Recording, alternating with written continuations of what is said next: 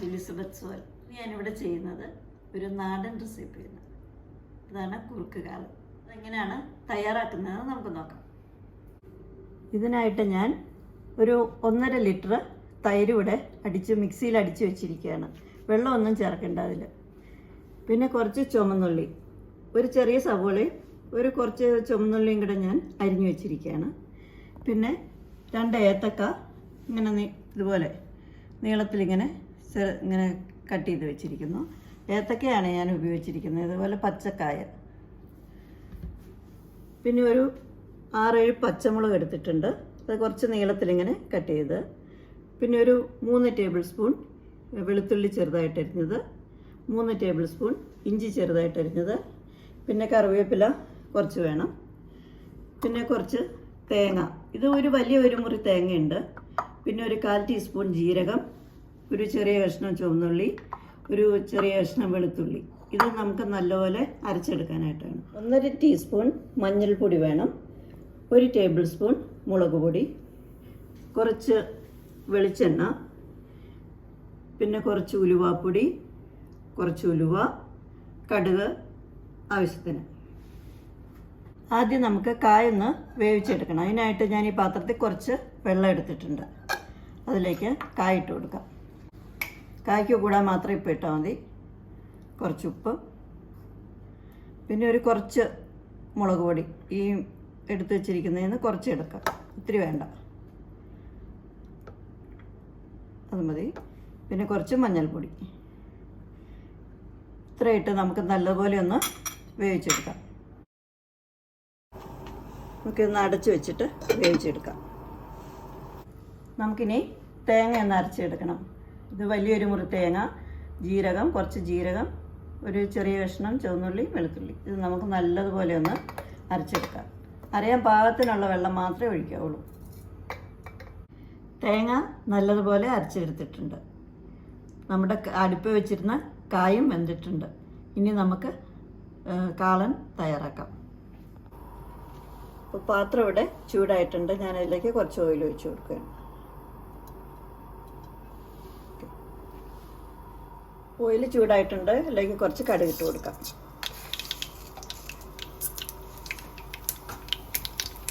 ഒരു 1/2 ടീസ്പൂൺ ഉലുവ,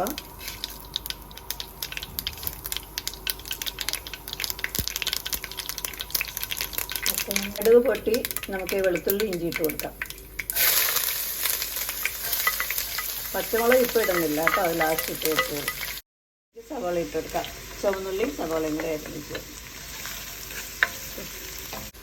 ഞാനിതിലേക്ക് കുറച്ച് കറിവേപ്പില ഇട്ട് കൊടുത്തിട്ടുണ്ട്.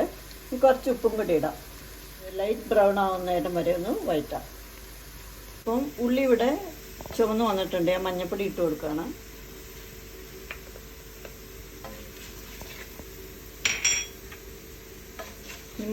എടുത്ത് വെച്ചിരുന്ന മുളക് പൊടി ഇട്ട് കൊടുക്കാം.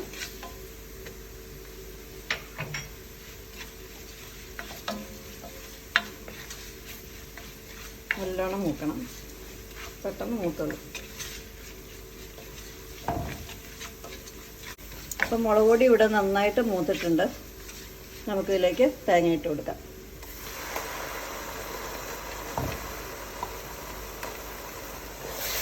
ഇനി വെള്ളമെല്ലാം പറ്റി ഈ തേങ്ങ നല്ലപോലെ ഒന്ന് വഴണ്ട് വരണം. ഇവരെ നമുക്കൊന്ന് ഇളക്കി കൊടുക്കാം. ഇതിലേക്ക് നമുക്കൊരു 1/4 ടീസ്പൂൺ ഉലുവാപ്പൊടി, ഞാൻ ആദ്യം പറഞ്ഞില്ല കേട്ടോ, കായപ്പൊടി, ഒരു 1/4 ടീസ്പൂൺ കായപ്പൊടി ഇട്ട് കൊടുക്കുകയാണ്. നന്നായിട്ട് ഇളക്കാം. ഇപ്പോൾ തേങ്ങ വെള്ളമെല്ലാം പറ്റി നല്ലോണം മൂത്തിട്ടുണ്ട്, കണ്ടോ? ഇതുപോലെ നല്ലോണം വഴറ്റിയെടുക്കണം. ഇനി നമുക്കിതിലേക്ക് തൈര് ഒഴിച്ച് കൊടുക്കാം. അടിച്ചു വെച്ചിരിക്കുന്ന തൈരെല്ലാം ഞാൻ മിക്സിയിൽ അടിച്ചു വെച്ചിരിക്കുകയാണ്. നമ്മളിത് നന്നായിട്ട് ഇളക്കിക്കൊണ്ടേ ഇരിക്കണം. നല്ലോണം തിള വരുന്നിടം വരെ നമ്മൾ നിർത്താതെ തന്നെ ഇളക്കണം, അല്ലെങ്കിൽ അത് പിരിഞ്ഞു പോകും. ഇപ്പോൾ തിളച്ചിട്ടില്ല കേട്ടോ, തിള വരുന്നേ ഉള്ളൂ. നമുക്ക് വേവിച്ച് വെച്ചിരിക്കുന്ന കായും കുറച്ച് കറിവേപ്പിലയും ഒരു 6-7 പച്ചമുളകും കൂടെ അരിഞ്ഞ് നമുക്കിതിലേക്ക് ഇട്ട് കൊടുക്കാം. ഇപ്പോൾ കണ്ടോ, നല്ലതുപോലെ തിളച്ചിട്ടുണ്ട്. അപ്പോൾ ഈ തിള വരുന്നിടം വരെ നമ്മൾ നിർത്താതെ ഇങ്ങനെ ഇളക്കി കൊടുക്കണം. ഇനിയിപ്പം നമ്മൾ അത്ര ഇളക്കണമെന്നില്ല, ഇളക്കി കൊടുക്കണം, പക്ഷെ അങ്ങനെ നിർത്താതെ ഇളക്കണമെന്നില്ല കേട്ടോ. ഇനി കുറേ ഇങ്ങനെ കിടന്ന് തിളച്ച് പറ്റണം. അപ്പോൾ നമ്മുടെ കാളൻ ഇവിടെ റെഡി ആയിക്കൊണ്ടിരിക്കുകയാണ് കേട്ടോ. ഈ സമയത്ത് നമ്മളിതിൻ്റെ ഉപ്പൊക്കെ ഒന്ന് നോക്കുക, കുറവാണെങ്കിൽ ഇട്ട് കൊടുക്കണം. കാളന് പുളിപ്പ് കൂടുതലാന്ന് തോന്നുവാണെങ്കിൽ കുറച്ച് പഞ്ചസാര ഇട്ട് കൊടുത്താൽ മതിയാവും. അപ്പോൾ കാളൻ ഇവിടെ റെഡി ആയിട്ടുണ്ട് കണ്ടോ. ഇപ്പം നന്നായിട്ട് കുറുകി വന്നിട്ടുണ്ട്. ഞാൻ ഫ്ലെയിം ഓഫ് ചെയ്യാൻ പോവുകയാണ് ഇനി. കുറുക്ക് കാളൻ എല്ലാവരും ഒന്ന് ട്രൈ ചെയ്ത് നോക്കണം. ഇത് നല്ലൊരു ടേസ്റ്റാണ്. ഇത് നമ്മൾ സാധാരണ മോരുകറി വയ്ക്കുന്ന പോലത്തെ ഒരു ടേസ്റ്റ് അല്ല, ഇതിനൊരു വേറെ ഒരു ടേസ്റ്റാണ്. അപ്പോൾ എല്ലാവർക്കും ഇത് ഇഷ്ടമാകും. നിങ്ങളെല്ലാവരും ഒന്ന് ട്രൈ ചെയ്ത് നോക്കുക. ഇനി ഞാൻ പരിചയപ്പെടുത്താൻ പോകുന്ന ഫ്രൂട്ടാണ് ലാൻസാറ്റ്. ഇതാണ് ലാൻസാറ്റ്. ഇത് ഇങ്ങനെ മരത്തിൻ്റെ തണ്ടേക്കടയാണ് ഉണ്ടാവുന്നത്, നിറച്ചുണ്ടാകും കൊല കുത്തി ഇങ്ങനെ. ഇത് ഇപ്പോൾ നാട്ടിലൊക്കെ ഇത് ധാരാളമായിട്ടുണ്ട്. അപ്പോൾ ഇത് നമുക്ക് ഒരെണ്ണം കട്ട് ചെയ്ത് ഞാൻ കാണിച്ചു തരാം.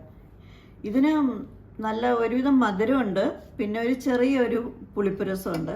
പക്ഷെ എന്നാലും നമുക്ക് ഇത് ഇഷ്ടപ്പെടും എല്ലാവർക്കും കഴിക്കാനായിട്ട്. അങ്ങനത്തെ ഒരു ഫ്രൂട്ടാണ്.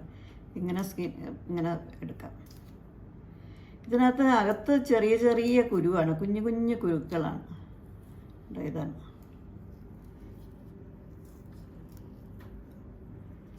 ഇതുപോലെ ഇരിക്കും. കഴിക്കാനായിട്ട് ഒരു ടേസ്റ്റ് ഉണ്ട്.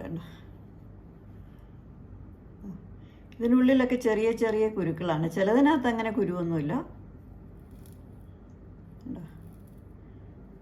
ഈ ഫ്രൂട്ടിൻ്റെ ഈ സ്കിന്നിന് ഭയങ്കര കയ്പ്പാണ്. അതുകൊണ്ട് ഇത് അങ്ങനെ പക്ഷികളൊന്നും വന്ന് ഇതങ്ങനെ കഴിക്കത്തില്ല. ഇന്നത്തെ വീഡിയോ എല്ലാവർക്കും ഇഷ്ടമായെന്ന് ഞാൻ വിചാരിക്കുന്നു. ഇഷ്ടമായെങ്കിൽ എൻ്റെ ചാനൽ സബ്സ്ക്രൈബ് ചെയ്യണം, ഷെയർ ചെയ്യണം. പുതിയ റെസിപ്പിയുമായി വീണ്ടും കാണാം. ബൈ.